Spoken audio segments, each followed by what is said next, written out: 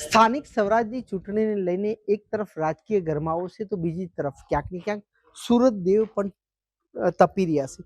બપોરના સમયે લગાતાર ગરમીનો પારો વધી રહ્યો છે, જેના કારણે શહેરની અંદર લોકો પોતાના ઘરમાં રહે છે, જેના કારણે પ્રચાર બંધ હોય છે. જ્યારે ગ્રામીણ વિસ્તારની અંદર ક્યાંક પરિસ્થિતિ અલગ છે, કારણ કે ગ્રામીણ વિસ્તારની અંદર બપોરના સમયે ખેડૂત વર્ગ હોય તે પોતાના ઘરે હોય છે અને તેને મળવા માટે જે ગ્રામીણ વિસ્તારના ઉમેદવારો છે તે પ્રચાર અર્થે પહોંચ્યા છે.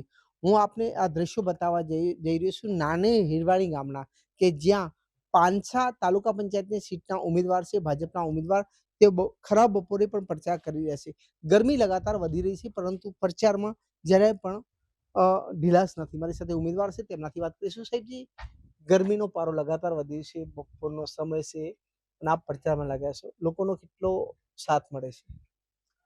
તાલુકા પંચાયતનો પાંછા સીટનો ઉમેદવાર છું, વિનુભાઈ ચૌધરી. અમારે અહીંયા ખેતી અને પશુપાલનનો વ્યવસાય સાથે લોકો સંકળાયેલા હોય એટલે ખાસ કરીને સવારના સમયે બધા લોકો ખેતરમાં હોય, પરંતુ બપોરે જ્યારે ઘરે આવે ત્યારે ભલે ગરમી પડતી હોય છતાં પણ અમે ઘેર ઘેર સુધી સંપર્ક કરી અને અમારો પ્રચાર પ્રસાર કરીએ છીએ.